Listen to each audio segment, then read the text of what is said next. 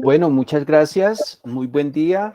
Agradecer la participación de los asistentes, que como ya se dijo, tenemos presencia en Europa, en América Latina y obviamente en Colombia. Agradecerle a Doris y al profesor Marco por su acompañamiento y poder compartir con ustedes toda su experiencia y conocimiento que tienen acerca del punto que vamos a tratar el día de hoy.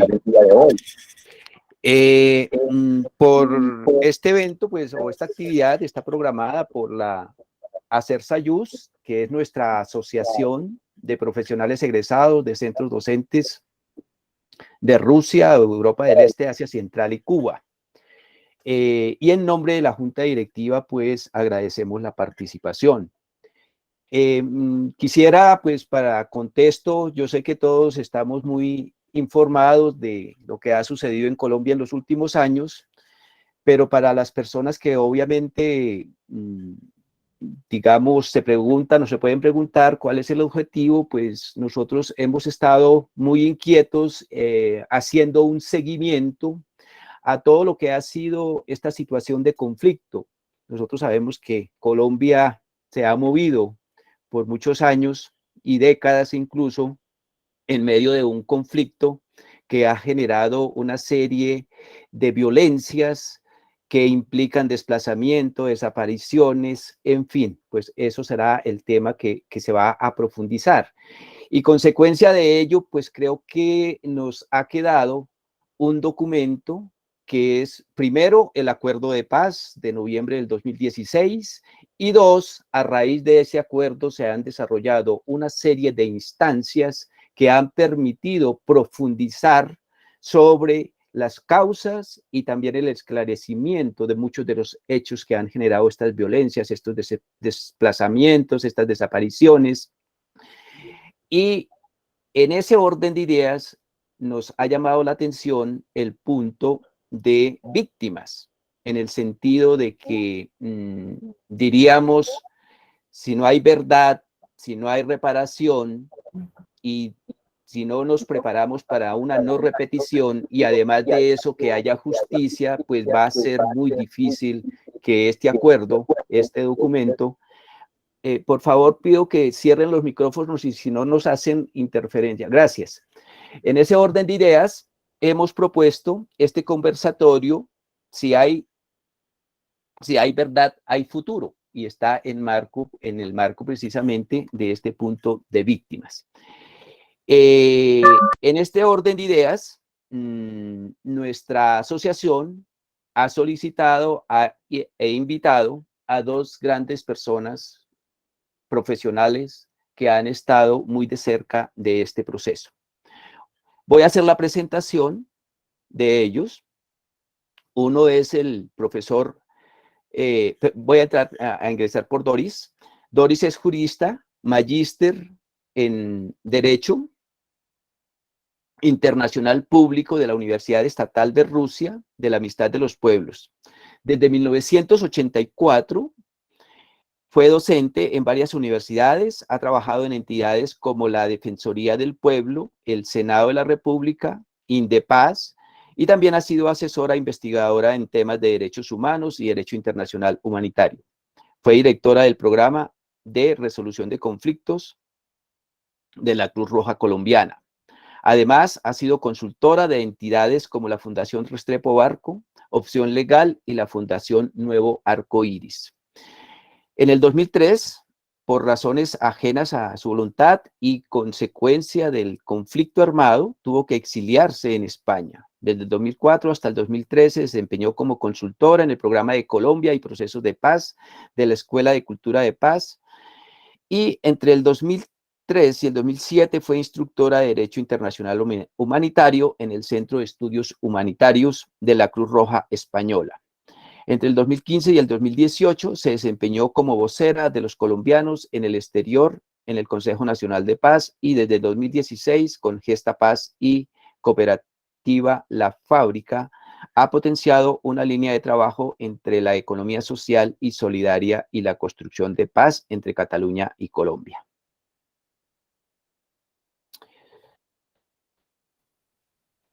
Nuestro otro invitado, doctor Marco Alberto Romero Silva.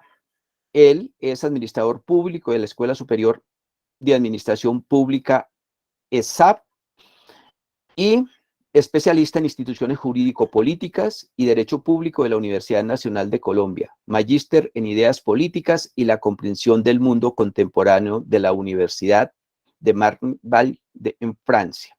Fue profesor del Departamento de Ciencia Política de la Universidad Nacional de Colombia y director de la especialización en análisis de políticas de la misma universidad. Ha trabajado por los derechos de la población desplazada en Colombia y como consultor en el mismo tema durante cerca de 30 años.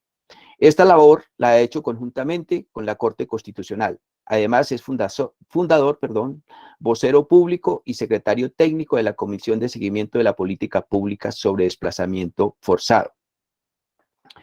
Entonces, tenemos dos grandes expertos sobre el tema que vamos a tratar.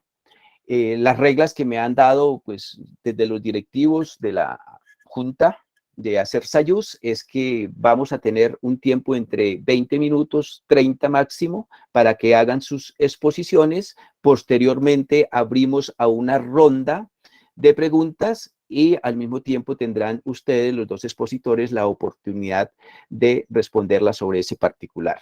Entonces, en este contexto, el tema central es: tenemos una comisión de la verdad, se ha producido un informe y la mayoría de nosotros pues queremos tener más conocimiento sobre lo que ha sido este informe, lo que ha sido toda esta situación, que no es que se dé después de la firma del acuerdo de paz, sino es la compilación de una serie de hechos, de evidencias que vienen desde el siglo pasado y se empiezan a materializar a través de el desarrollo del punto sobre víctimas en el acuerdo de paz y que consecuencia de ello se integra una comisión, hay un informe y ahora ustedes van a continuar esa línea, pero inicialmente entonces en ese contexto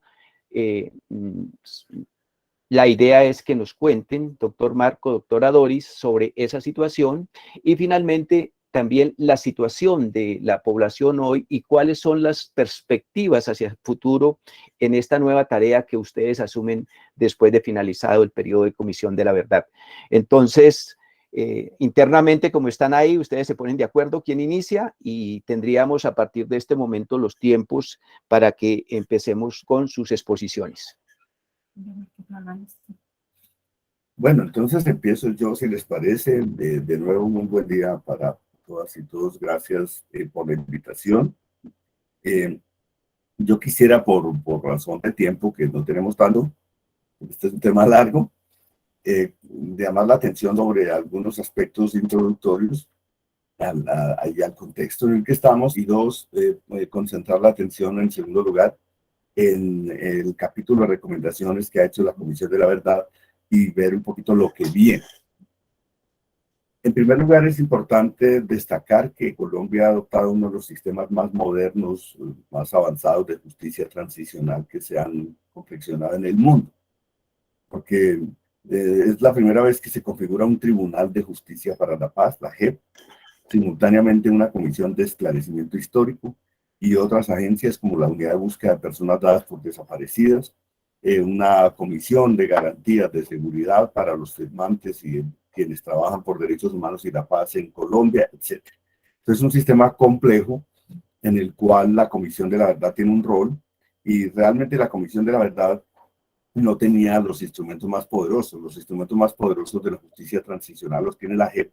Ustedes saben que en términos generales esta justicia transicional aboga porque al concederle algunos beneficios y garantías jurídicas a los firmantes de la paz, les exige que puedan contribuir con el esclarecimiento de los aspectos más sistémicos, más profundos, en cuanto a la responsabilidad y los hechos que han ocurrido.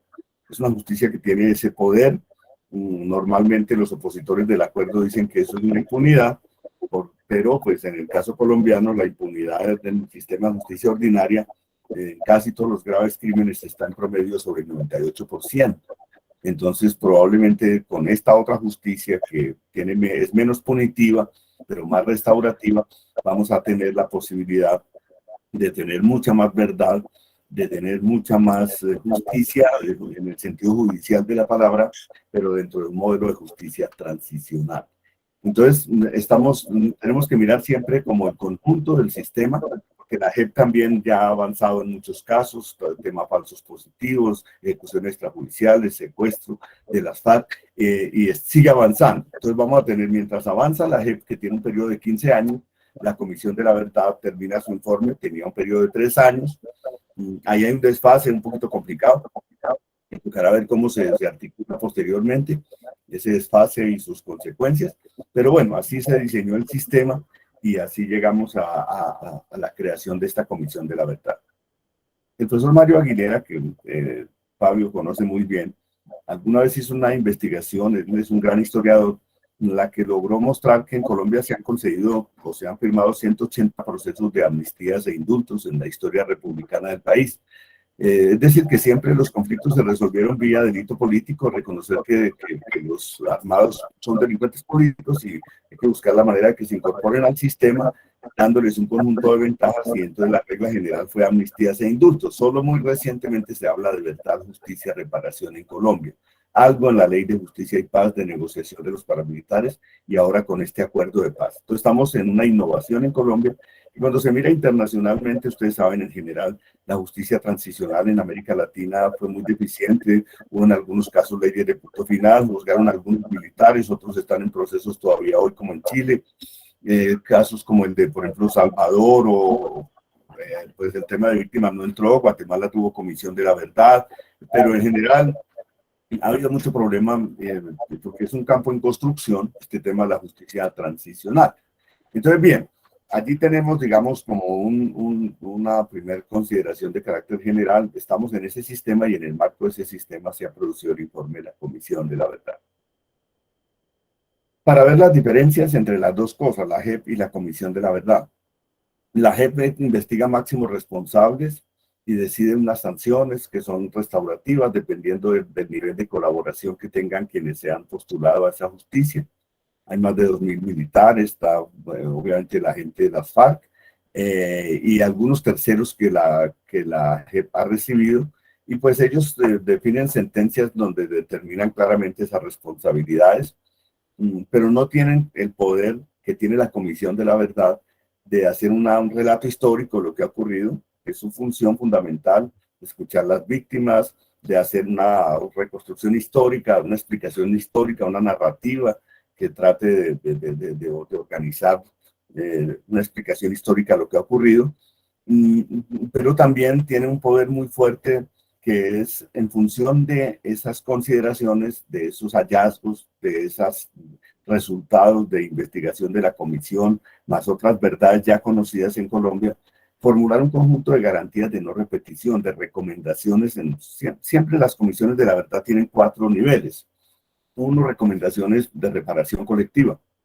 2, recomendaciones de reconstrucción del tejido social.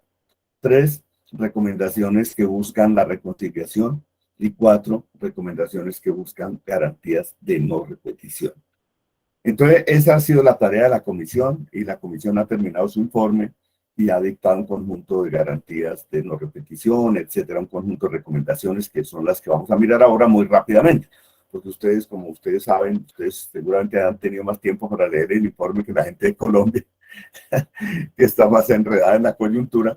Y pues ahí está el informe. Entonces no nos vamos a concentrar tanto en el informe, sino como en algunos temas de análisis cualitativo de lo que son esas recomendaciones y hacia dónde va. Pero antes de ir allá hay que hacer otra consideración de contexto. Digamos, el padre Francisco de Rú, presidente de la comisión, había escrito un libro que llamaba La Paz Disputada, algo así. Es decir, la paz de Colombia ha sido una paz muy difícil, sin mayor consenso. Perdimos un referendo por pocos votos, pero lo perdimos. Los amigos del no llegaron a la presidencia con el presidente Duque. Hemos tenido 4 años de una política muy agresiva contra el acuerdo. En los pocos casos donde han hecho algo ha sido minimalista, y en los temas en los que el acuerdo ha avanzado, básicamente son aquellos temas que no dependen del gobierno, como la JEP o la Comisión de la Verdad, que han tenido por demás un apoyo muy grande, formidable de la comunidad internacional. Sin ese apoyo de la comunidad internacional, si dependieran fundamentalmente del apoyo del gobierno, habrían prácticamente fracasado, porque el gobierno ha sido muy muy resistente a financiar estos organismos, a entregar la información oficial para su trabajo, etc. Entonces, venimos de ese periodo y seguramente esperábamos que, digamos, el desenlace de la transición política, porque el desenlace de la transición política era decisivo para ver el alcance del informe de la Comisión de la Verdad y la recepción de ese informe. Siempre los informes de la verdad traen controversias sobre muchos temas, pero si, digamos, para decirlo esquemáticamente, si hubiera ganado el presidente Federico Gutiérrez o el candidato Federico Gutiérrez, habríamos tenido seguramente una movilización en contra del acuerdo en la que habría participado hasta la fuerza pública y los negacionistas habrían hecho todo un trabajo, empezando por el antiguo director del Centro de Memoria Histórica contra el informe de la Comisión de la Verdad, y hablar de implementar recomendaciones sería algo así como una odisea, una cosa de esa naturaleza. Es decir, habría sido un contexto muy adverso. Seguramente en un gobierno de Rodolfo Hernández habría sido menos adverso porque había alguna gente allí comprometida con estos temas, pero esa era una coalición muy compleja también en términos generales, no muy amiga de estas temáticas, más por la composición de esa coalición. Y si ganaba Gustavo Petro y Francia Márquez, pues era el escenario ideal, porque la comisión venía haciendo una investigación de fondo sobre temas que en el país requieren una transformación y pues de alguna manera el triunfo de esta coalición, con todas sus características que seguramente no haremos analizar ahora, abre una oportunidad muy grande para recibir el informe. Ustedes han visto, el presidente Petro ha dicho que va a implementar esas recomendaciones, lo ha dicho de manera muy incisiva, muy clara, muy contundente, que en lo que de él depende va a implementar esas recomendaciones y ha recibido con mucho entusiasmo el informe de la Comisión de la Verdad. Entonces estamos en ese nuevo contexto y eso ha determinado digamos, una actitud en todos los territorios de Colombia de interés por la recomendación. Digamos, a la gente le interesa obviamente el informe de esclarecimiento histórico, qué pasó, qué dijo la comisión, qué no dijo, qué tanto avanzó en esclarecimiento histórico.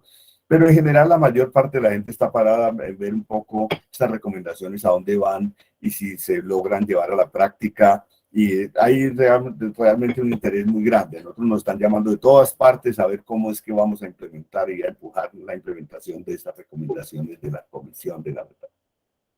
Bien, ese es como el contexto. Dos, las recomendaciones.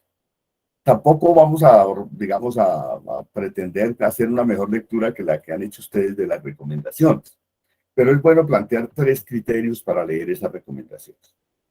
El primero es que la Comisión de la Verdad tomó el camino de hacer recomendaciones transformadoras, es decir, el informe respira un criterio de, digamos, de reparación, de no repetición, con carácter transformador. Otros dicen las recomendaciones son estructurales. Bueno, eso ahí puede haber discusión sobre el sentido de los términos. Pero digamos que en general la comisión tomó la decisión de hacer recomendaciones de largo alcance, no recomendaciones específicas. Había una tendencia de algunos en la comisión a que las recomendaciones deberían ser ligadas a los casos concretos que ellos habrían conocido. Pero esa vía casuística, esa vía de tal recomendaciones en función de casos conocidos no habría llevado, digamos, a este enfoque transformador. En cambio, con el modelo que adoptó la comisión, estamos ante recomendaciones muy importantes. Voy a decirles algunas, digamos, de las recomendaciones que ha planteado la comisión, pero las recomendaciones no se pueden leer solo en el capítulo de hallazgos y recomendaciones. Por distintas razones que tienen que ver con la lectura de lo que ha ocurrido en Colombia, sobre todo las poblaciones más afectadas por el trabajo que han hecho las organizaciones sociales, la Comisión de la Verdad tiene un informe que recoge informes especiales, capítulos especiales de la gente que más insistió, que más luchó por esto o la más afectada por el conflicto armado. Hay un capítulo muy poderoso sobre pueblos indígenas. Ese capítulo ha sido luchado duramente por los comisionados, las comisionadas indígenas y afrodescendientes. Y es un capítulo que tiene recomendaciones muy fuertes, no solo sobre los impactos del conflicto, sino sobre las dinámicas de discriminación histórica y estructural que han sufrido en Colombia. Entonces, allí hay que dar todo un capítulo de recomendaciones de tipo étnico. Dos, el exilio. Doris va a hablar en profundidad de este punto y ustedes lo conocen. Se reconoce un capítulo pleno sobre el exilio y allí hay también un conjunto de recomendaciones y un conjunto de hallazgos. Tres, los derechos de las mujeres de Colombia, las más afectadas también por estas dinámicas de distintas violencias que se han ejercido en su contra. Entonces también hay un capítulo de derechos de las mujeres, hay un capítulo sobre territorios y sobre el campesinado colombiano, y hay capítulos sobre niños, niñas, adolescentes. No hay un capítulo para cada sector de la sociedad. Hay algunos capítulos para sectores especialmente afectados y también especialmente activos en la lucha, digamos, por la construcción del informe y el trabajo de la Comisión de la Verdad. Entonces, para leer las recomendaciones tenemos que leer el capítulo de hallazgos general y recomendaciones, donde se trata de hacer una gran síntesis, pero esa síntesis se queda muy corta en los capítulos especializados y por lo tanto tenemos que leer también los capítulos especializados o digamos sectoriales o como ustedes quieran para poder ver la profundidad de las recomendaciones. Por ejemplo, el tema de campesinado tiene recomendaciones muy poderosas sobre el reconocimiento cultural, social, político del campesinado colombiano. Por mencionar un tema, ahora lo discutiremos con más calma. Cuando decimos que las recomendaciones son de carácter transformador, aludimos a tres cosas. Uno, voy a decirlo de manera un poco coloquial, cuando uno dice vamos a trabajar por la reconstrucción del tejido social, en Colombia ese enfoque que estaba ligado a la idea de que la justicia transicional tiene por objetivo llevar a las víctimas a la situación anterior al conflicto. Ese enfoque un poco elemental partía de la idea que el conflicto había dañado un orden deseable y entonces había que volver a él. Y eso en Colombia no tiene cabida por ningún lado, porque pues las causas del conflicto son muy estructurales, el modelo rural es un modelo anacrónico y muchos sectores de la sociedad estaban antes de este conflicto sometidos a unas injusticias estructurales. Entonces decir, por ejemplo, voy a decirlo un poco de manera jocosa, si le decimos a la gente afrodescendiente que vamos a reconstruir el tejido social, dicen, sí, pero por favor no lo reconstruyan hasta que la esclavitud era, digamos, descarada, por decirlo de alguna forma, sí, no tanto hasta allá, no tanto hasta que nuestros hijos no van a la educación, no tanto, es decir, ellos no quieren una reconstrucción del orden anterior, sino una reconstrucción, obviamente una reparación de los daños que ha traído el conflicto, pero en perspectiva de que puedan tener un acceso a la garantía de sus derechos y a la garantía de acceso a un principio de dignidad humana. Lo mismo ocurre con los pueblos indígenas, lo propio ocurre con las mujeres dicen, venimos de una cultura patriarcal arraigada y profunda, y entonces volver a decir que vamos a reconstruir el tejido social no tiene sentido si no es en función de una transformación. Y lo mismo con todos ocurre, el sindicalismo también plantea la idea, pues claro que han asesinado 3.000 sindicalistas y hay que hacer una reparación, pero el problema de fondo es que también hay una cultura antisindical en Colombia que hay que remover para hacer una modernidad política plena. Entonces, toda esta discusión está ligada a esta dimensión estructural y la comisión lo que ha hecho es pedir garantías, digamos, hacer recomendaciones para las dos cosas, para, digámoslo así, buscar la reparación de los daños ocurridos en el conflicto, para remover los factores que han determinado la persistencia del conflicto, pero también para enfrentar algunas de las causas más estructurales de ese conflicto armado. Entonces, en esa lógica, la comisión ha interpelado, digámoslo así, ha hecho una ampliación hacia el pasado y una hacia el futuro. Voy a decirlo así, así suena un poco de pronto caótico ese modelo, pero ¿qué es una ampliación hacia el pasado? Que en ese sentido la comisión ha ido mucho más allá del acuerdo. Una ampliación hacia el pasado es que han tratado de mirar los aspectos más sistémicos donde hay problemas estructurales en la sociedad colombiana que hay que remover. Entonces dicen, por ejemplo, uno, hay que terminar todas las guerras pendientes. Esa es la primera recomendación. ¿Cierto? La paz grande es como la idea de que no, si no cerramos todas las guerras pendientes, estamos hablando de no repetición en un país adicto a la repetición.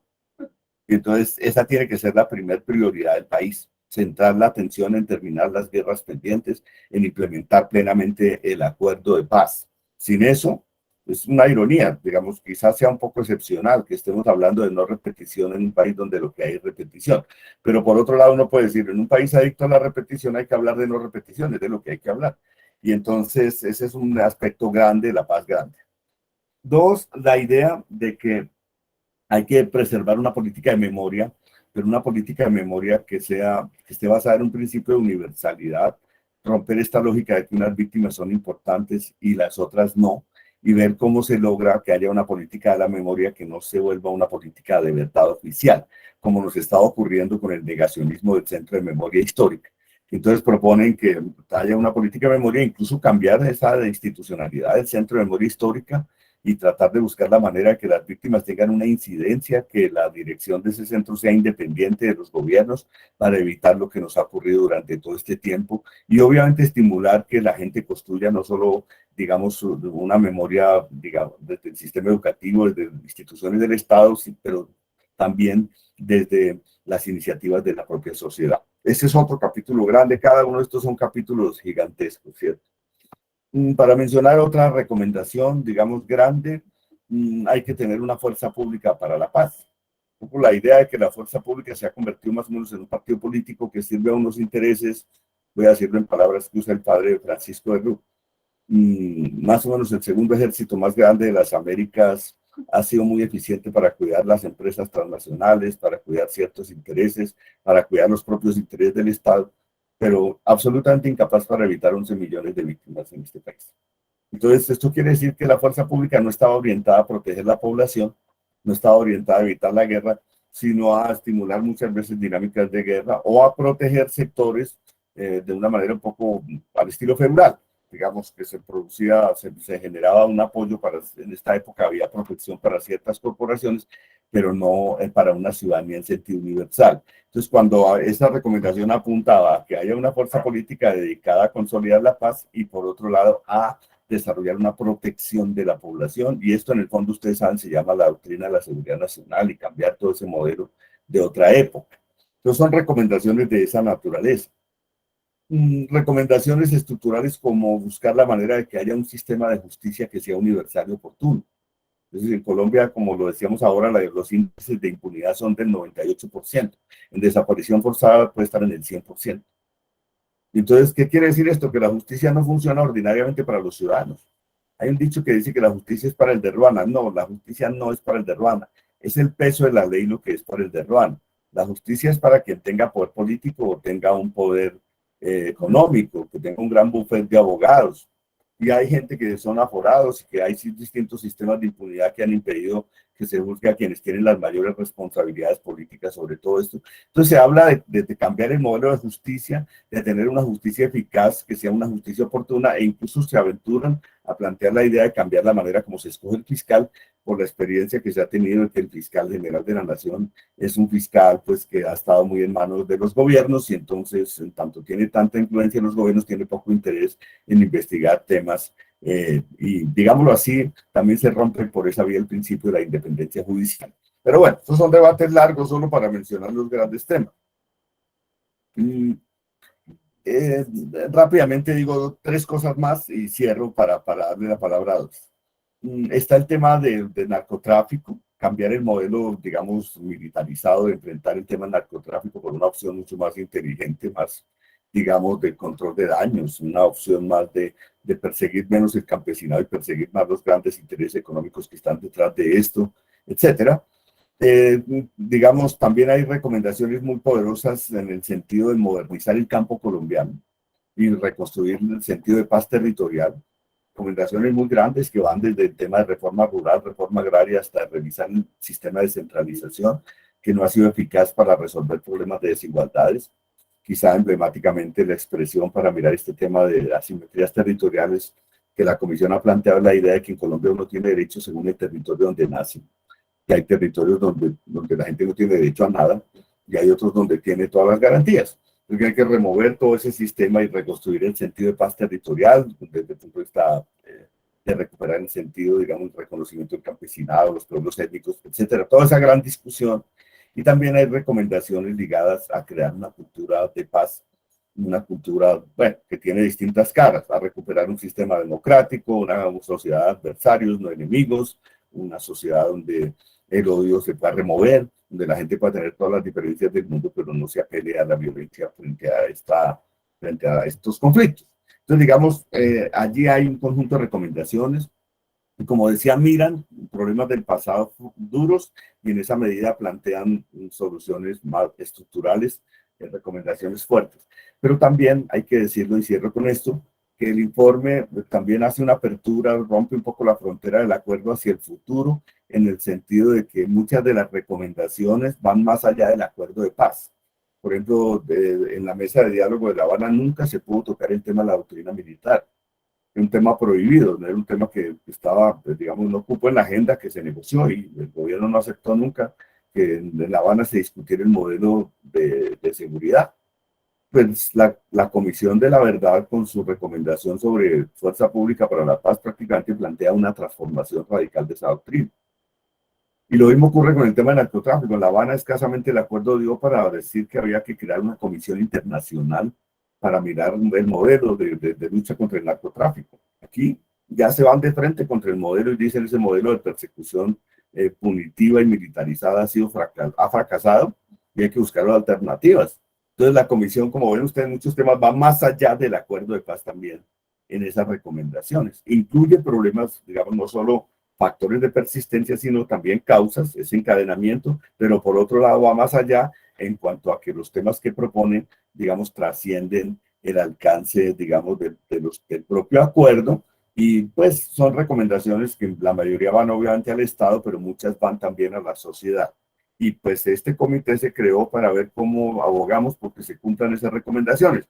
Menuda tarea la que nos pusieron en este país, con un contexto un poco más favorable, pero la tarea nuestra es hacer el seguimiento y ver cómo ayudamos en los distintos planos para que estas recomendaciones puedan ayudar a lograr transformaciones necesarias para el país, no solo desde un punto de vista de un debate político, sino desde un punto de vista del examen de los aspectos más sistémicos que han generado la persistencia de la violencia y de la guerra en Colombia. Eso sería pues una introducción general. Yo sé que es muy general, pero bueno, bueno, yo voy a tratar de hacer un poco, a ver, de ir un poco más rápido para que ustedes puedan preguntar y no sea bimonólogo. Bueno, entonces buenos días a todas, todos, agradecerles este espacio para conversar con ustedes y compartir un poco este proceso. Ya como Marcos lo decía, las recomendaciones, digamos, en un sentido de construcción de mirada hacia futuro, lo que nos dan es una base que si la sabemos aprovechar, podríamos pensar en que Colombia puede ir hacia un proceso de transición política en perspectiva de fortalecimiento democrático, con garantías de aplicación de derechos y que realmente podamos tener una condición y una situación política para que la Constitución del 91 y, y todo el sistema normativo y digamos todas estas recomendaciones que el informe tiene en un espacio de coyuntura política con buenos vientos como lo tenemos en este momento con este gobierno que hay, pues puedan producir unas transformaciones radicales y estructurales, digamos, en sentido de construcción de una paz grande o paz completa o paz total, como le llaman algunos. Esto no va a ser un proceso de la noche a la mañana. Eso es como una primera idea. En segundo lugar, me gustaría mencionar, ya Marco lo había dicho, el informe de la comisión tuvo muy en cuenta los enfoques, digamos, como en tres niveles, me atrevería a decir yo. Un primer enfoque que viene heredado, digamos, de la concepción como se construyó durante el periodo de gobierno de Santos o dejaron las bases, que es muy importante y que tenemos que aprovecharlo en este momento, es lo de la paz territorial. Y en esa paz territorial, entonces tenemos ahí lo que han sido las luchas de diferentes sectores sociales. Entonces el enfoque étnico, el enfoque de las mujeres, de población LGTBIQ+, lo de niños, niñas, campesinos, sindicalistas, exiliados. Entonces ahí tenemos, digamos, ese enfoque territorial, hace nexo con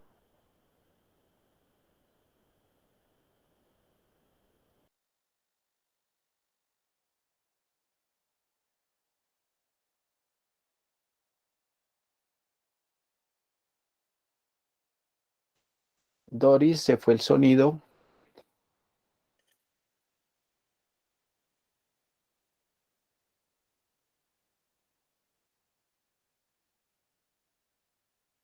No hay sonido.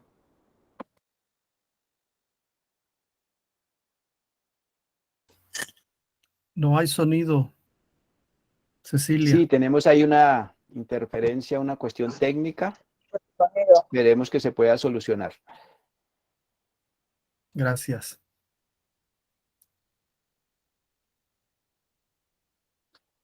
No sé si con Ceci nos ayuda.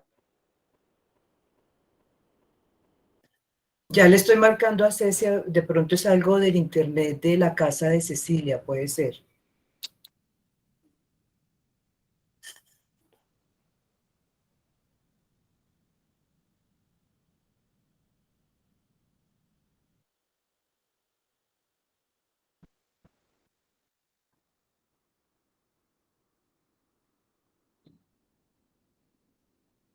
Mientras tanto, Carlos Luis Vega, bienvenido, nuestro compañero chileno, y creo que reside en Chile. ¿Estoy bien, Carlitos?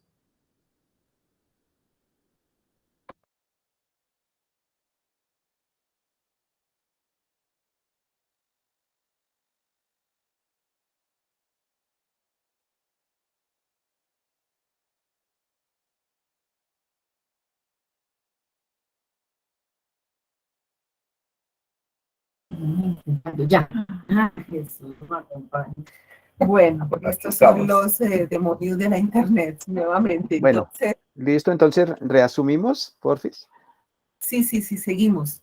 Bueno, entonces les estaba mencionando que un elemento que tímidamente se esboza en la Ley de Justicia y Paz es la asistencia psicosocial. El elemento psicosocial es un enfoque que la comisión incorpora, digamos, para hacer el trabajo con las víctimas. Entonces, eso es importante tenerlo y, digamos, es una perspectiva que la trabaja la comisión, pues no de la manera como debiera haber sido para ir atendiendo las necesidades de las víctimas que dieron su testimonio y también entender que Colombia.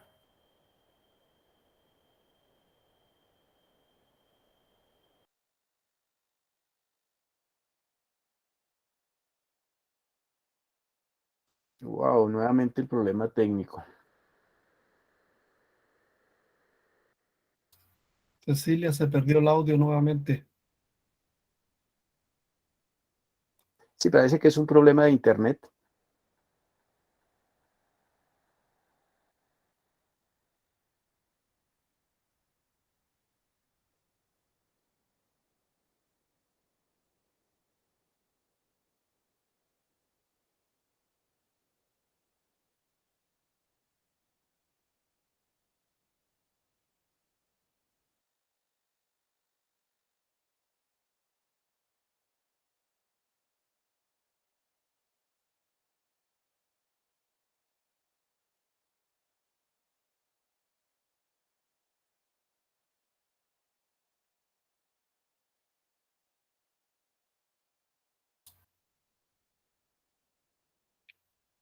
Aprovecho de presentarme, soy Carlos Vega de Chile. La invitación me la hizo Fanny Bello, que le estoy muy agradecido. Y por la situación que vive Colombia, tenemos interés en participar y estar informados de lo que está sucediendo. A pesar que en Chile también hay acontecimientos pronto, el 4 de septiembre. Votamos la nueva constitución y la derecha, que es exactamente muy similar a la de Colombia, está haciendo todos los esfuerzos por el rechazo. Están colocando todos sus intereses económicos en contra del apruebo.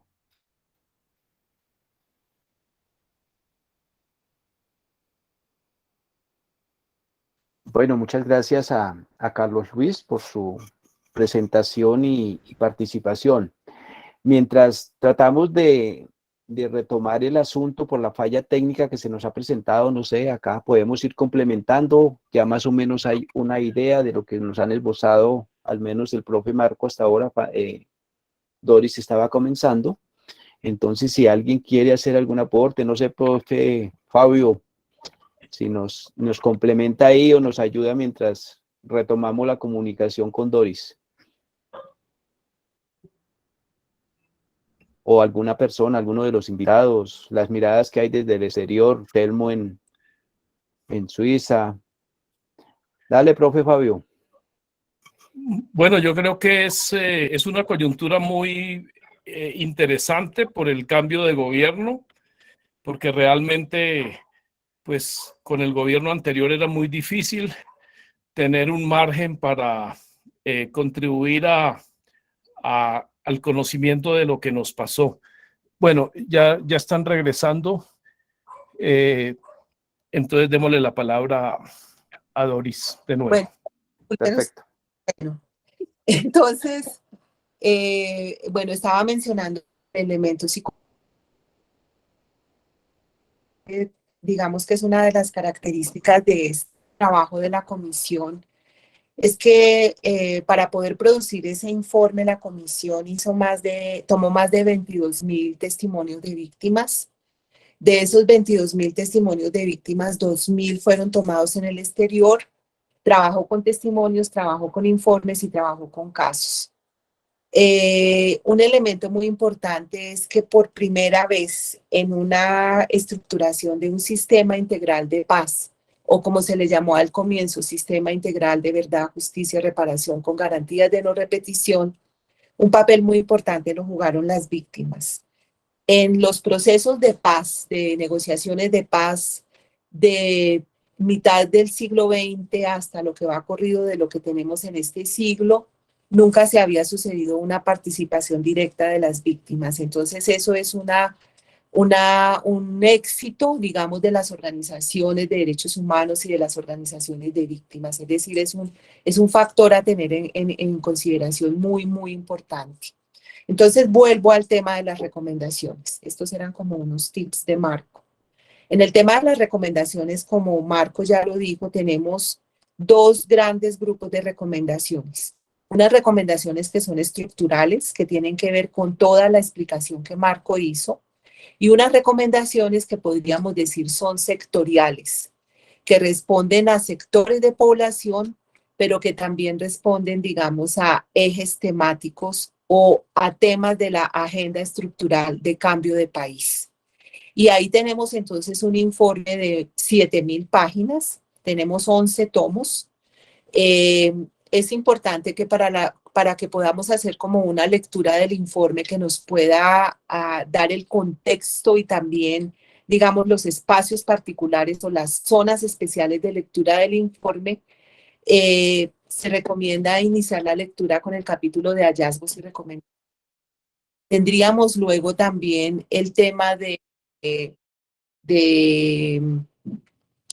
tendríamos el tema de las recomendaciones sectoriales que van en los tomos. Entonces, en ese orden, yo me voy a permitir hacer, digamos, como una explicación que voy a tratar de hacerla lo más sucinta posible, relacionada con el capítulo del exilio. ¿Y esto con qué tiene que ver? Tiene que ver con que es la primera vez en la elaboración de un informe final de una comisión de la verdad que la población que se encuentra fuera del territorio del país donde se ha llevado a cabo ese informe, para el caso nuestro, Colombia, se incluye o se tiene en cuenta la población que se vio en algún momento obligada a salir forzadamente del país en razón de las circunstancias del conflicto. El capítulo de recomendaciones de exilio del informe final nos trae una primera recomendación que parece muy obvia, que parece de perogrullo, y es reconocer el exilio. ¿Qué quiere decir esto?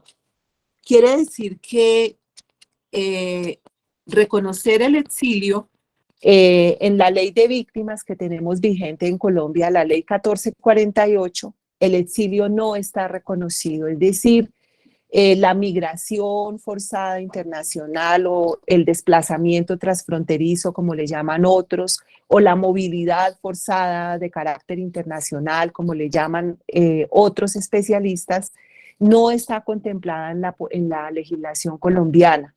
Entonces, una primera tarea que tenemos pendiente desde el comité de seguimiento y en particular, pues pendiente de velar por ello, es que esta categoría política del exilio pueda ser tipificada, porque lo que no se nombra no existe.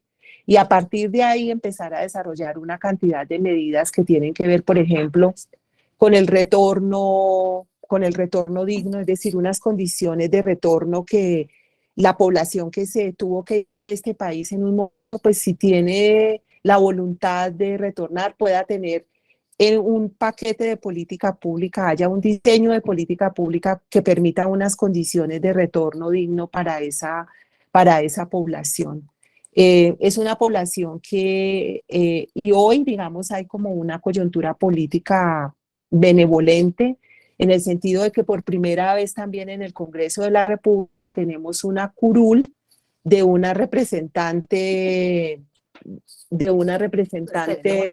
guayú, escogida por primera vez, digamos, de un partido de izquierdas, que es una mujer guayú, que en su momento estuvo asilada en Suiza y que hoy está ocupando la curul de representación en el exterior. Entonces ahí también tendremos que tener en cuenta, digamos, algunas circunstancias de agenda de migración, pero que esa agenda estructural de migración no se vaya a comer las recomendaciones que tiene el capítulo de exilio. Entonces, lo primero esto, lo primero condiciones de un retorno digno, lo segundo reconocer esas segundas y terceras generaciones. No, aquí porque eso no.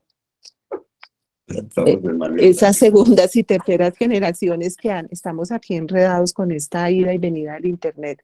Disculpen ustedes. Estas segundas generaciones que han sido afectadas por estas circunstancias. Entonces, básicamente, tipificar el exilio, diseñar un paquete de medidas de política pública que tengan en cuenta retorno, con enfoques de género, niños, niñas, de adultos mayores, que tengan en cuenta el carácter psicosocial y que puedan producir un reconocimiento de derechos económicos, sociales y culturales y derechos políticos.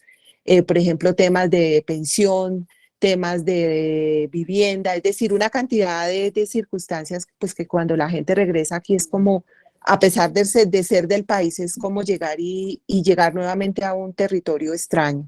Entonces, básicamente yo en esos punticos dejaría el capítulo del exilio. Me gustaría hacer un comentario sobre el comité. El comité, digamos, en este momento pasa a ser parte del sistema integral de paz. Como ya lo mencionó Marco, la Comisión de la Verdad termina su periodo de funcionamiento este 28 de agosto. En este mes, digamos, tenemos como una dualidad. Nosotros nos constituimos formalmente a inicios de este mes. Durante este mes estamos haciendo un proceso de los famosos empalmes que mencionan aquí en Colombia, que se están haciendo aquí en Colombia. Entonces, estamos como recibiendo la información procedimental y sustantiva para poder arrancar con nuestra agenda de trabajo. En este momento estamos en proceso de concertación interna mirando cuál va a ser la bitácora de trabajo, cuál es el marco estratégico, cuáles son las recomendaciones a las que se le van a dar prioridad. Entonces aquí hay un elemento importante que Marco ya explicaba y es, tendríamos que mirar cuáles son las recomendaciones que el gobierno del presidente Petro va a incorporar, como decirlo de una manera directamente en su agenda de gobierno. Es decir, por ejemplo, ustedes ya han visto que una de las iniciativas prioritarias del gobierno ad inicio es la reforma de la policía, es decir, sacar la policía del Ministerio de Defensa y trasladarla al Ministerio del Interior. Esta es una reforma fundamental. Entonces, ahí lo que tendríamos sería que apoyar. Tendríamos que construir un códice de recomendaciones estructurales, las recomendaciones sectoriales, mirar cómo el gobierno va a implementar recomendaciones del informe en su política y en las iniciativas legislativas que se van a constituir. ¿Cuáles serían los mecanismos? Tenemos que mirar cuál va a ser nuestra estrategia de incidencia, por ejemplo, referente al Plan Nacional de Desarrollo, porque cualquier política pública que se quiera implementar, si no tiene recursos materiales, pues eso no pasa de ser un saludo a la bandera, y lo que no quede en el Plan Nacional de Desarrollo, pues va a va a tener un camino tortuoso, un vía crucis para el proceso de la implementación.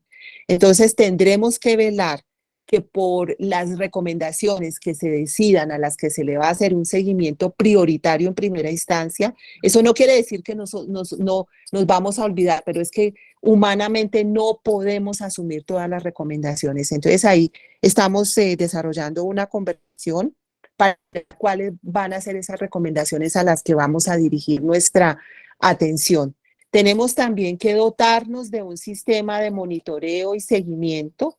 Ustedes saben, por ejemplo, que el Acuerdo de Paz tiene una cantidad de instituciones que hacen seguimiento al acuerdo.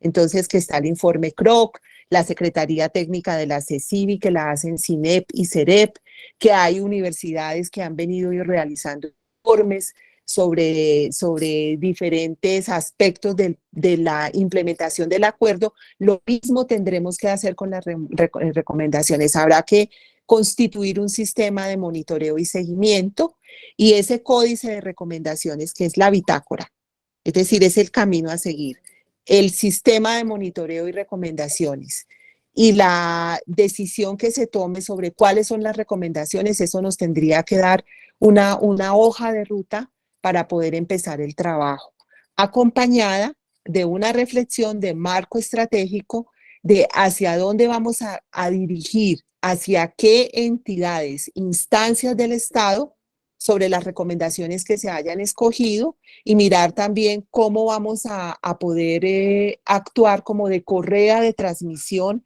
en relación con las organizaciones sociales para que las recomendaciones que están dirigidas hacia las organizaciones sociales y a la sociedad, pues también nosotros podamos acompañar en la medida de las posibilidades eso. Y cierro con lo siguiente.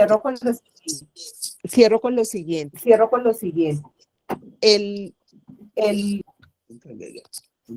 Marco mencionó aquí una situación que tiene que ver con el apoyo internacional.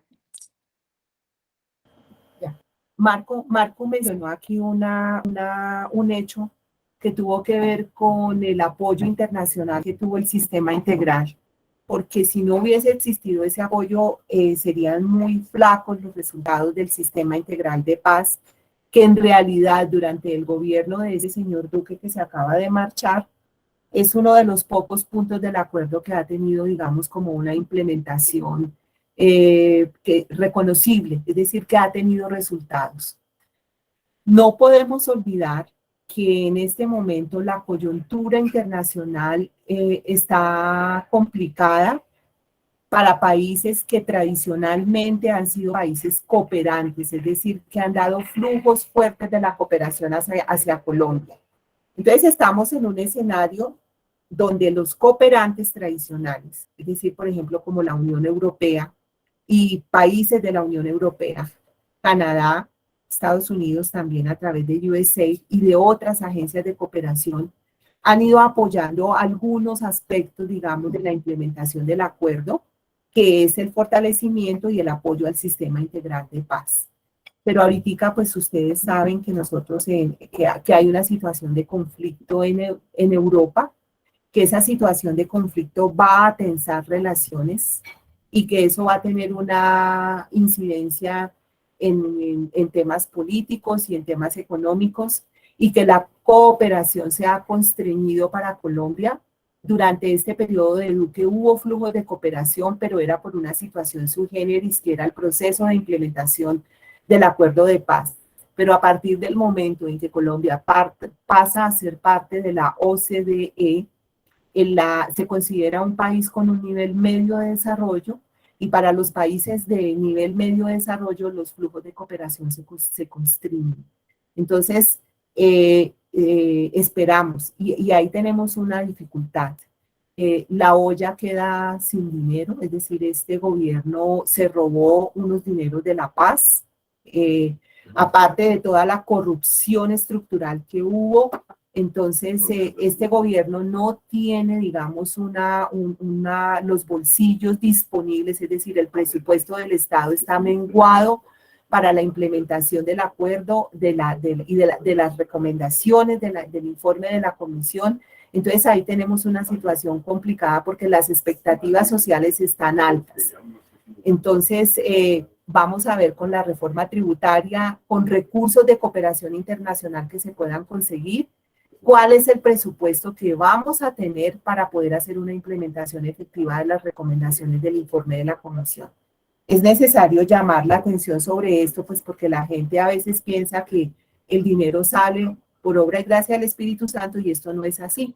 El Estado tiene unos recursos limitados y en este momento el gobierno, digamos, tiene como ese reto de poder buscar recursos para poder asumir esas recomendaciones o algunas de las recomendaciones estructurales que van en ese programa.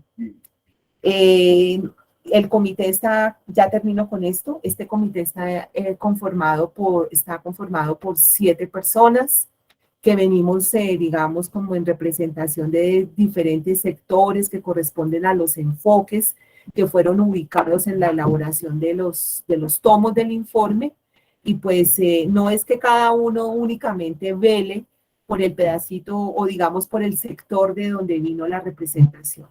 La idea es pues consolidar un marco estratégico de acción, la bitácora, las recomendaciones, dotarnos de ese sistema de monitoreo y este primer semestre pues vamos a estar en ese trabajo y tal vez vamos a producir un informe muy pequeño al final del semestre porque por resolución tenemos que producir un informe anual y pues en lo que digamos el proceso de estructuración del trabajo y el proceso de conversación, el proceso de crear digamos, los canales de comunicación son como las tareas que tenemos pendientes. Yo dejaría por ahora aquí y para que podamos conversar un poquito porque ya sé que nos pasamos del tiempo de la conversación que nos habían dado al comienzo. Bueno, yo no sé, Hernando. A ver, No, pues muchas gracias, profesor Marco, gracias, Doris. Entonces, para como una síntesis, ellos han hecho una radiografía de todo lo que ha sido este informe de la Comisión de la Verdad, precisando sobre todo en el tema de las recomendaciones. Doris nos amplía lo que significa la situación de las víctimas en el exterior, en algo que ella denomina el exilio, y también nos precisa, digamos, como esas tareas, pero al mismo tiempo las dificultades que tiene el comité, que se deriva precisamente de la terminación del periodo de la Comisión de la Verdad, que termina, valga la redundancia, con el informe que se presenta. También hay muchas expectativas sobre lo que genera, digamos, el informe, sus recomendaciones, pero también precisaba el profesor Marco la importancia que tiene la coyuntura política con este cambio de gobierno, en el sentido que es un gobierno favorable, no solamente para la Comisión de la Verdad y el informe, sino para el acuerdo de paz y esto que ha denominado también el gobierno nacional, la paz integral o paz total. En ese orden de ideas, pues nos llama la atención lo último que nos comenta Dori, las dificultades que se puedan presentar en el sentido de las fuentes de financiamiento, pues está la ayuda o lo que se conoce como la cooperación internacional, pero también nos hace la salvedad de la situación en que está Colombia al pertenecer a la OCDE. Y en ese nivel medio lo que entiendo, y para información de ustedes, es que también esas posibilidades o esa situación mejor restringe de alguna manera los niveles de cooperación. Entonces tenemos ese panorama. La intención ahora es que ustedes los participantes formulen las preguntas que a bien tengan, perdón, ya puede ser pidiendo la palabra abriendo el micrófono, pidiendo la palabra, o si quieren formular la pregunta por el chat y se las trasladaríamos a los dos compañeros expositores para sus respuestas correspondientes. Entonces, abrimos, digamos, el punto de las preguntas para los dos panelistas. Reitero, lo pueden hacer abriendo el micrófono y formulando directamente la pregunta, o si lo quieren hacer vía chat, pues yo acá entonces la transmitiría para que ellos respondan.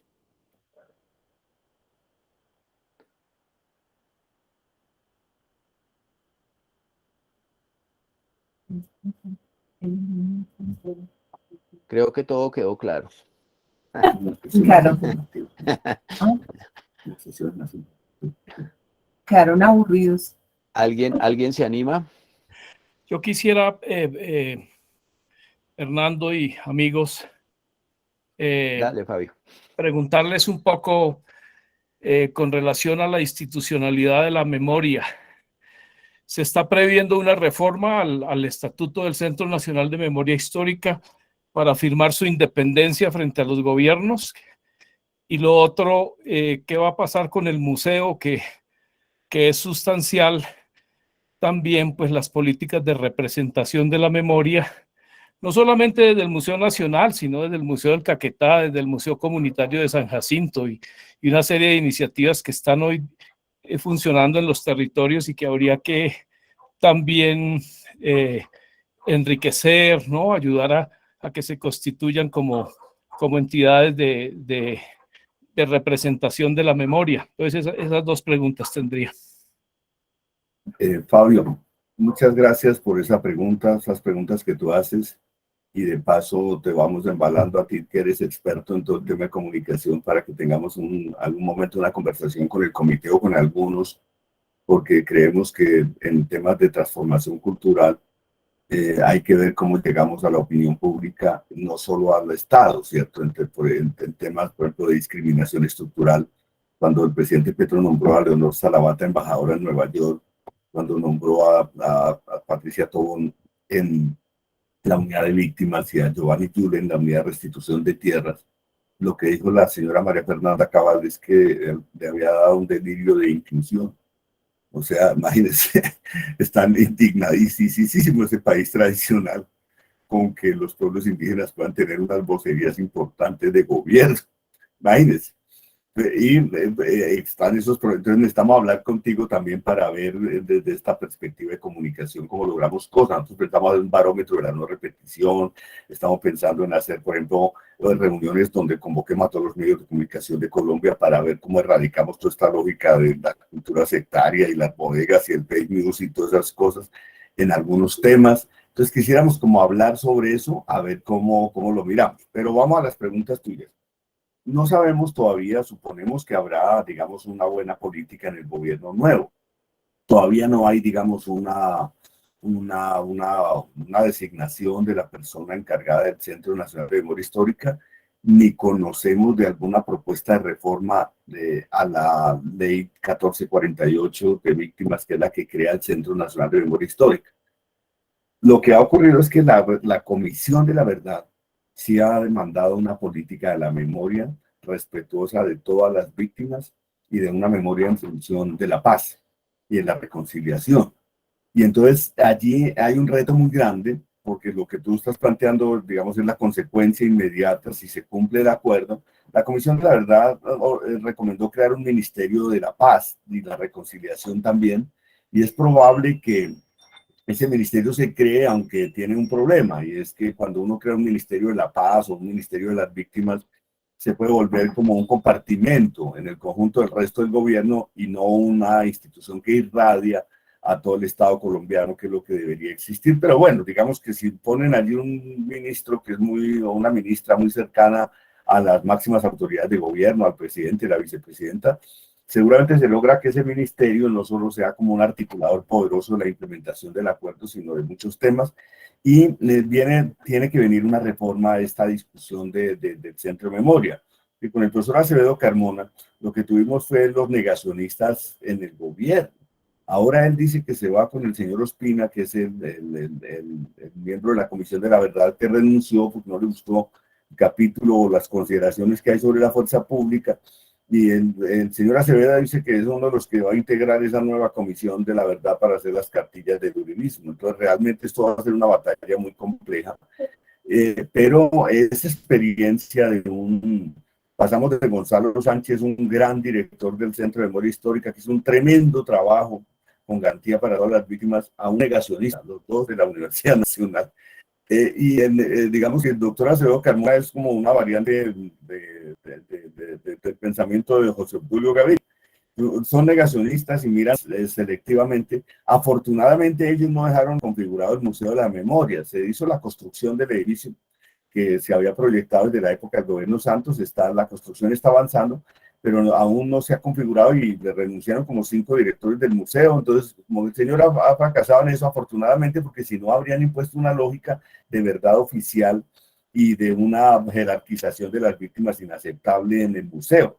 Entonces, el museo está abierto, afortunadamente queda para el nuevo contexto, pero se tiene que pensar digamos, una especie de ley de memoria, como dice Fabio, no solo que el museo represente ese principio de universalidad, que represente realmente el reconocimiento de todos los daños que han ocurrido, de todas las víctimas. En esto el acuerdo de paz es muy avanzado, lo que pasa es que en su implementación se ha ido por vía restrictiva, porque el acuerdo de paz se basa en el criterio de que se deben reconocer todas las víctimas, todas las responsabilidades y todos los daños.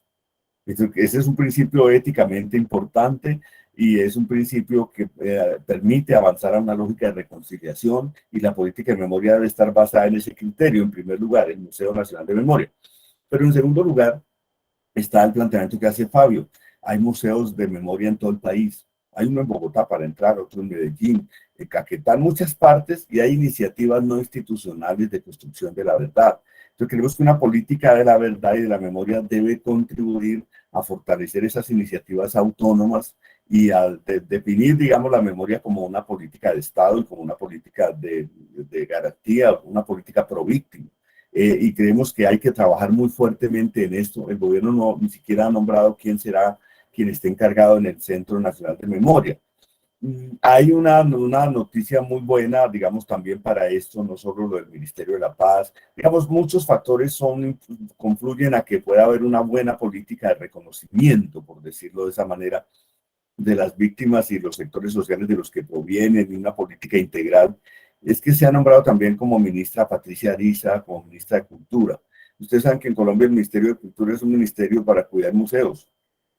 Casi no hace nada por la cultura, digamos, es un sentido, bueno, seguramente ayudará a que funcione la orquesta sinfónica, pero digamos, no es un ministerio de las culturas vivas. Y estoy seguro que Patricia Ariza va a llegar, digamos, con un enfoque de que el Ministerio de Cultura debe ayudar a construir una cultura de paz, y va a cambiar mucho de esta lógica. Entonces toca ver cómo logramos efectivamente que aún en la era de Petro y Francia Márquez no haya una memoria oficial, que ese es un principio fundamental, y para evitar eso hay que lograr que las víctimas hagan parte de alguna forma de un consejo directivo, que la sociedad, las universidades, de ese centro de memoria, pero también estimular la creación y crear una política de apoyo en distintos ámbitos para que esa memoria, digamos, pueda florecer mucho más allá de la institucionalidad nacional. Está en curso ese proceso, Fabio, y creo que hay que ver cómo logramos incidir de manera muy significativa.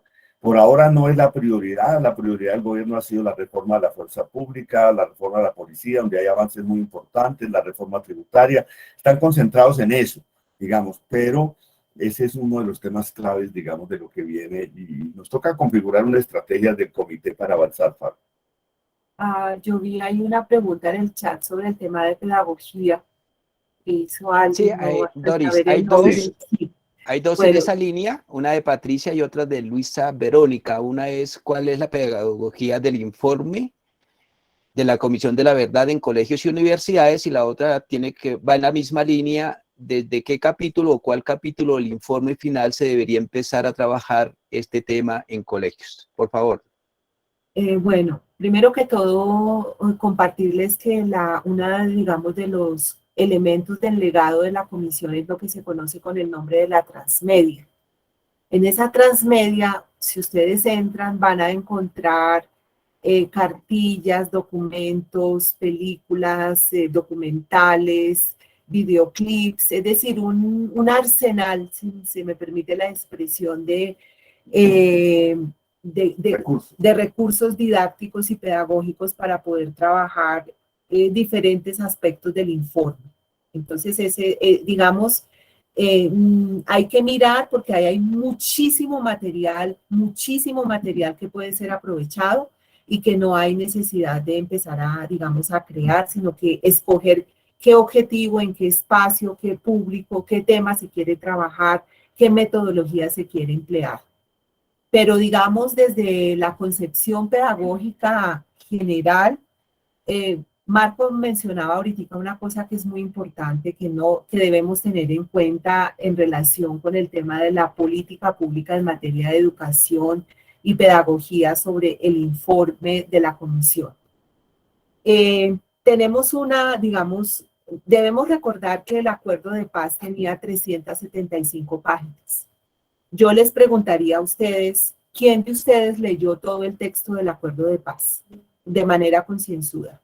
Yo personalmente les puedo responder que yo me demoré un año maceando el acuerdo de paz, leyéndolo un año, no todos los días seguidos, no, sino en un periodo de un año, por temas, me hice un cronograma y me gasté un año solamente para ese de 375 páginas. El informe de hallazgos y recomendaciones tiene 875 páginas, si no me falla la memoria. Tenemos otro, porque ahí preguntan que en qué orden. Nosotros hemos estado reflexionando en el comité, entonces lo primero que recomendamos leer es el capítulo de hallazgos y recomendaciones. Ese tiene casi 900 páginas. Son 93 recomendaciones estructurales que van al final desde la página 783 en adelante. Luego tendríamos para iniciar el discurso que dio el padre, la presentación que hizo el padre de Ruque, es como todo el marco estratégico de la política de la verdad en el día de la presentación en el Teatro Colón. Luego tenemos un informe que hace un capítulo que hace un recuento, digamos, sobre todo a nivel histórico, que se llama No matarás. Ese, digamos, sería el tercero. El cuarto tiene que ver con el capítulo que coordinó el comisionado Alejandro Valencia Villa sobre violaciones de derechos humanos y derecho humanitario, que presenta todo el catálogo histórico de todas las violaciones y de infracciones al derecho humanitario en el marco del conflicto. Pero digamos, esto es como una parte mecánica de la ordenación de la lectura. Lo que no debemos olvidar es que este tema de la pedagogía de la verdad va relacionado con un elemento de construcción de política pública sobre la verdad. Porque aquí en la conversación que hemos tenido hoy, Marco ya nos ha mencionado varios elementos del análisis de la coyuntura anterior y de lo que estamos viviendo ahora y de lo que deberíamos prever para un futuro. Es que hay que apropiarse, digamos, del informe y hay que mirar. Entonces hay también unas cartillas pedagógicas que resumen que fueron creadas por la comisión y todo eso lo van a encontrar ustedes en la transmedia.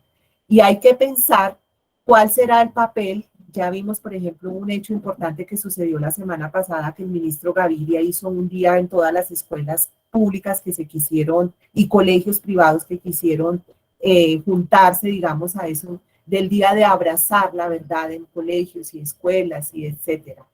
Hay que mirar también digamos, en perspectiva multimodal, porque una cosa es pedagogía institucional para el sistema educativo formal, pedagogía para educación popular, pedagogía para sectores sociales que pueden ser gremiales o sectoriales, es decir, ahí hay que pensar como una concepción de cómo se podría trabajar el informe y qué tipos de recomendaciones con un marco general podrían ser elaboradas en un sistema con una metodología para los sectores. Esa tarea no es de la comisión, yo vuelvo a repetir, la comisión termina su trabajo el 28 de agosto de este mes. El comité de seguimiento, nosotros no somos implementadores, nosotros somos veedores, nosotros tenemos que hacer como una verificación. Tenemos que contribuir con tareas de incidencia política a que las entidades del Estado que tienen responsabilidades en materia de implementación del informe hagan la tarea. Tenemos que empujar, vamos a tener que ir a hacer incidencia al proceso de planeación nacional. Entonces ahí hay una cantidad de acciones y la sociedad también, nosotros como sociedad tenemos que apropiarnos, tenemos que entronizar, tenemos que concientizar. Yo les recomendaría que ustedes, si los que puedan y tengan el tiempito, se viene haciendo una lectura del informe. Yo ahorita no recuerdo la persona, se viene leyendo el informe, entonces eso también, reunirse, conversar sobre puntos, porque Yo entiendo que nadie se va a leer 7.000 páginas.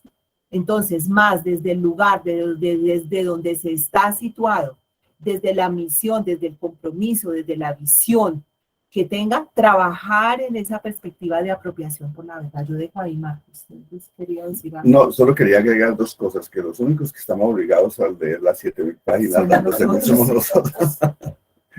Pero quería agregar que, digamos, aquí hay una controversia de los uribistas porque supuestamente la pedagogía del informe de los colegios era politizar los niños.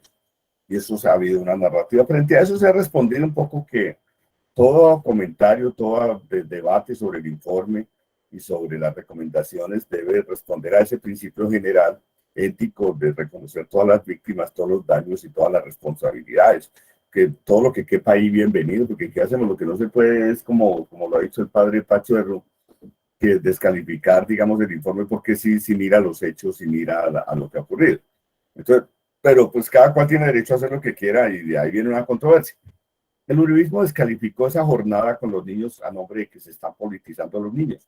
Pero aquí hacían en todos los centros comerciales en la época del presidente Uribe jornadas que llamaban niños soldado por un día. Y entonces cogían los niños de los centros comerciales, les ponían el uniforme de soldado, lo cual además de entrar era violatorio del derecho internacional humanitario, porque era una unidad militar en un centro comercial, vistiendo a los niños, construyéndoles la idea de que la vida militar era su destino. Entonces realmente ahí no hay mucho, digamos, hay críticas fundadas y hay que discutirlas y abrir los espacios para esto, pero también hay críticas. Hay gente que criticó el acuerdo antes del informe antes de que se hiciera, antes de que apareciera. Y hay otros que lo hacen por razones muy políticas, otra gente que no tiene una formación en el tema y hay que trabajar fuerte en la pedagogía. Nosotros quizá no hagamos la pedagogía, pero sí nos toca promover que se haga. Y por otra parte, es imposible hablar de recomendaciones sin hablar de hallazgos y sin hablar del informe. Entonces nosotros también tendremos que hacer esa pedagogía todo el tiempo implícitamente, sin pues alejarnos obviamente del informe por el mandato que tenemos. Y habría que pensar, estamos pensando también aquí hay una puerta abierta a la creatividad, yo les diría. Por ejemplo, nosotros estamos pensando escribirle a todos los alcaldes, gobernadores, gobernadoras, alcaldesas, diciéndoles necesitamos que su municipio se comprometa con una política de la no repetición, en lo que le compete. En educación, en cultura ciudadana, en convivencia, tantas cosas que pueden hacer.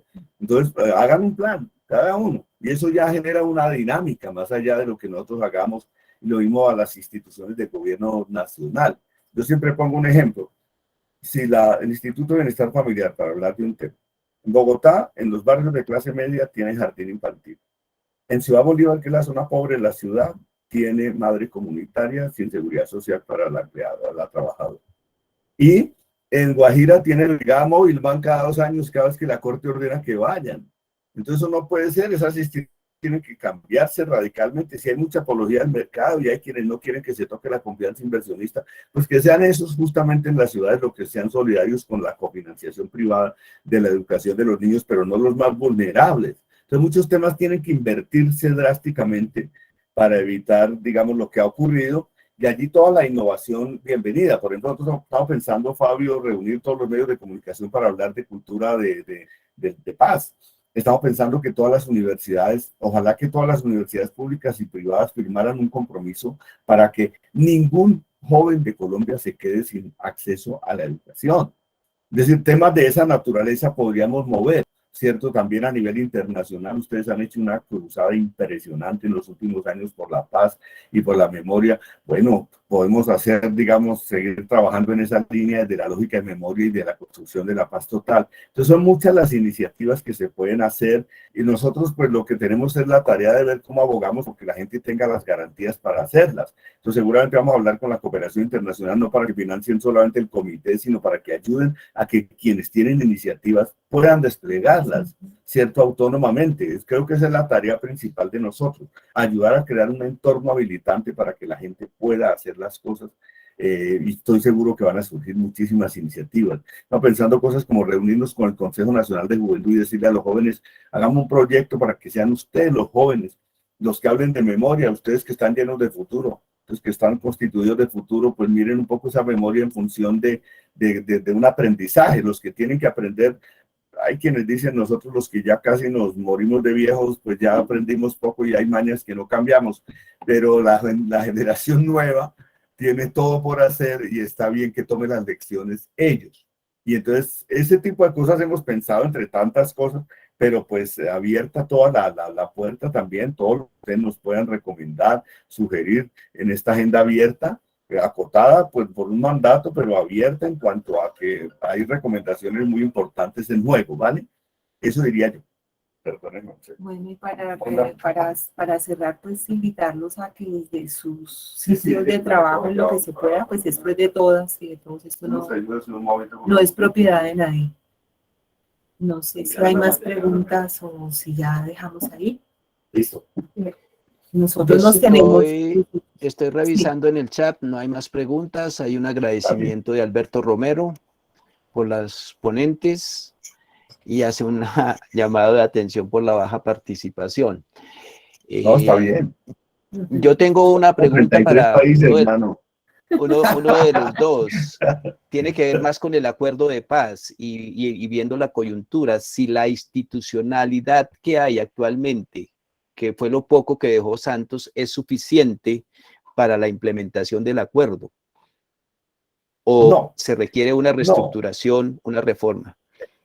En muchos planos se requieren reformas y afortunadamente el gobierno ha planteado, digamos, que hay que ir por esa dirección. Por ejemplo, ya se habló de que la policía tiene que ir a otro ministerio, al de la convivencia, y la policía lo ha aceptado. Y en general estamos viendo, ayer presionó un comandante de la policía diciendo que él está trabajando con la población vulnerable, con la paz. Impresionante. O sea, realmente ahí hay mucha gente que estaba esperando su oportunidad también.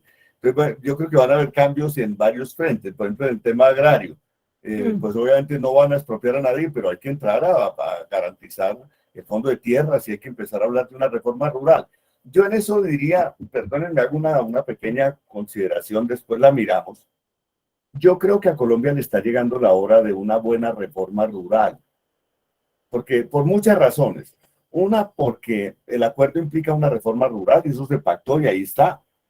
Pero durante Duque eso no fue el tema en el que no se avanzó, que es una jurisdicción agraria, un fondo de tierras, 10 programas nacionales para los pobladores rurales, etcétera. Eso es un capítulo enorme.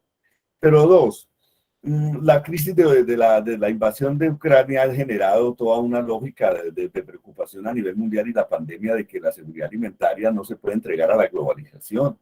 Y entonces eso ha llamado la atención sobre el tema alimentario y Colombia es un país que es una potencia, según la FAO, para producir alimentos, pero no está aprovechando esa capacidad.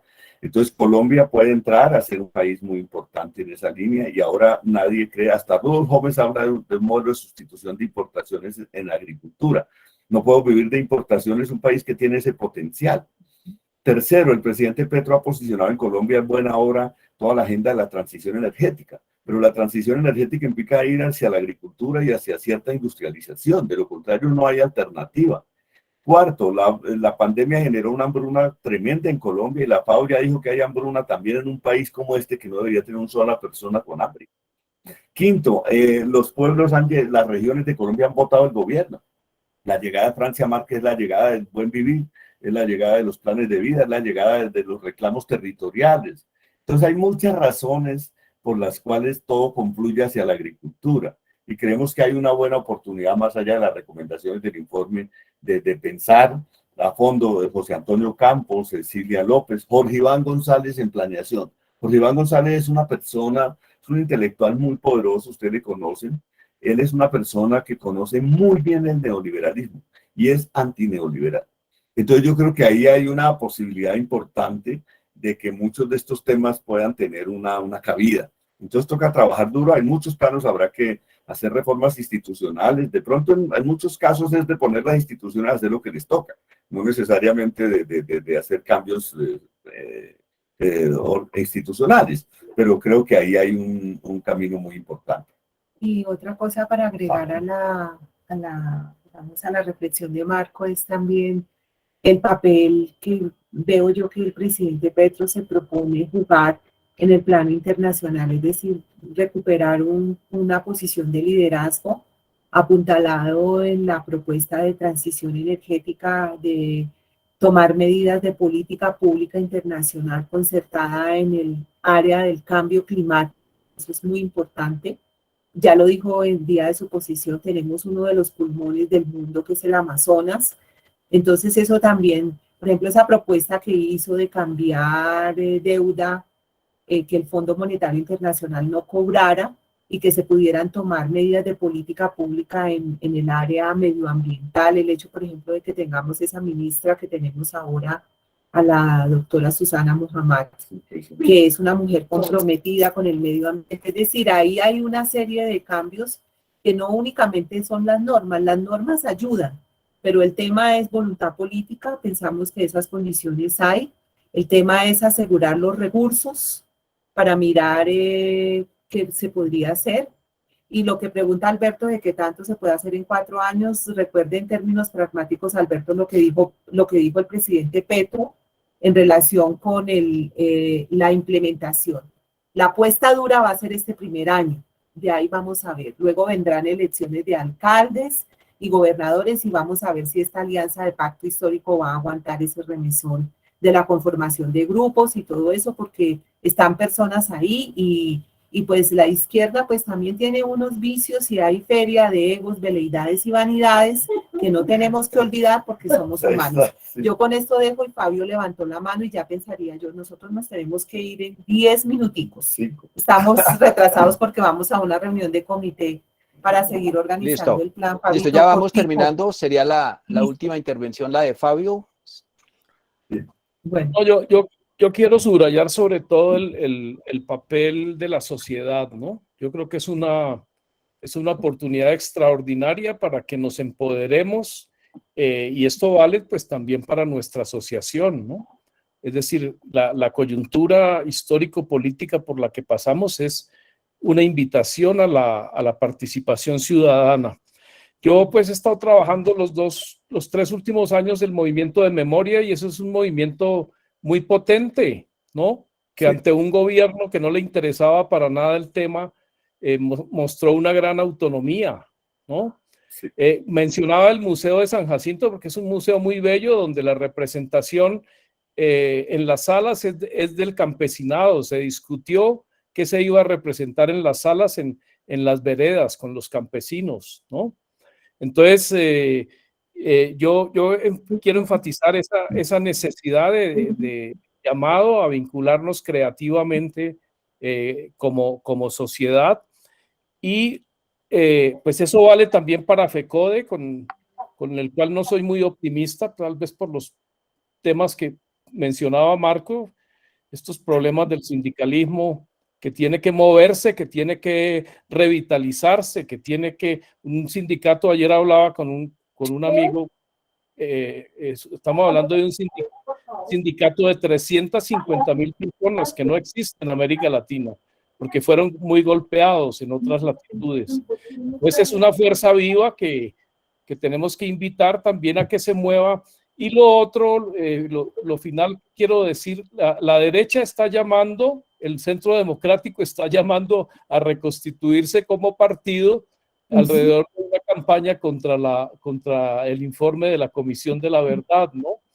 Entonces yo creo que ante eso hay que responder con pluralismo, porque tampoco se trata de imponer un informe en las escuelas. Cualquier informe es para debatirlo. No estamos hablando de la verdad revelada, ¿no? Yo mismo escribí recientemente pues un análisis del tema de cultura en el informe y la relación con el conflicto armado, y hay cosas que comparto y hay otras que no, pero en general me parece que el informe pues es un insumo valiosísimo para pensar lo que nos pasó, pero no hay verdades reveladas. Entonces en esas cátedras de paz tienen que haber 2, 3, 4 versiones de lo que pasó, ¿no? No, porque es que ese es el pluralismo y ese es el espíritu de una cultura democrática. Entonces también no dar papaya de volver el informe una instancia de catequización, no, es decir, los historiadores sabemos que no hay verdades absolutas, hay verdades temporales y llegan nuevos documentos y llegan nuevas ópticas de nuevos historiadores y tenemos que reevaluar. Y quería decir finalmente también que nombraron a nuestro colega Jorge Iván Bula en la Escuela Superior de Administración Pública. Entonces, también hemos venido trabajando en un documento de recomendaciones para el plan de desarrollo con Jorge Iván y 40 colegas más de la del Valle, de la de Nariño, de universidades y centros de investigación de distintas regiones del país.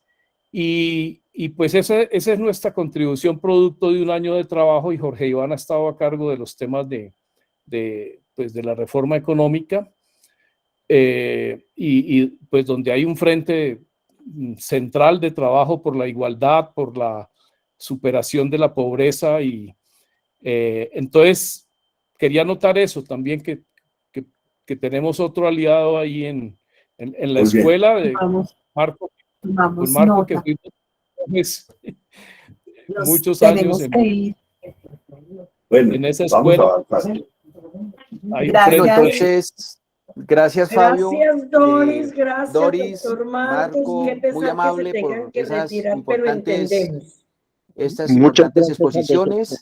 Creo que el mensaje que nos dejan es de mucha movilización, en el sentido de que debemos ser más proactivos a participar en estas tareas, que no es solamente de los que están allí en estas comisiones o en las tareas de gobierno, sino que la sociedad también tiene que jugar un papel importante para que esto vaya armonizado. Entonces, de esta manera cerramos en nombre de Acer Sayus, de su junta directiva. Muchas gracias a todas y todos, y hemos terminado la sesión. Carmen Teresa, ¿tenía algo que anotar? Muchas gracias y nos vemos la próxima. Y de nuevo, Doris y doctor profesor Marco Romero, Y a todos. nuestros agradecimientos por su participación en este evento tan importante para Colombia y para todos nosotros como progresistas y profesionales que entendemos la importancia de este informe y la labor que ustedes van a realizar hacia futuro. Mil gracias. Seguidamente, queridos asistentes, los queremos invitar como junta directiva para que nos acompañen el próximo sábado 3 de septiembre en Fusagasugá. Adiós, queridos. Adiós, adiós. Y como ustedes recordarán, nuestra tradición de celebración del Día del Egresado nos ha llevado a organizar para el 3 de septiembre en la ciudad de Fusagasugá este evento en el que esperamos participen el mayor número de nuestros egresados. Ya se les estará llegando este póster para que por favor lo difundan y por favor entonces asistan a este mismo dentro de 15 días precisamente. No quiero interrumpir sus respectivas conversaciones, permítanme cerrar oficialmente y si quieren quedarse hablando es otra cosa. Que estén muy bien todos y mil gracias. Nos esperamos en Fusagasugá. Hasta luego, Ahí nos vemos. Ahí, gracias a todos los gracias. Buenas tardes. Gracias. Carlos, muchas gracias por haber asistido, Carlos. Que nos presentaron. Quizá el 3 de septiembre tengamos la oportunidad de vernos allá todos. Gracias a todos los compañeros nuevos que estuvieron. Amandita, hola, ¿cómo estás? Amandita, ¿cómo estás? Yo creo que ya se puede dejar de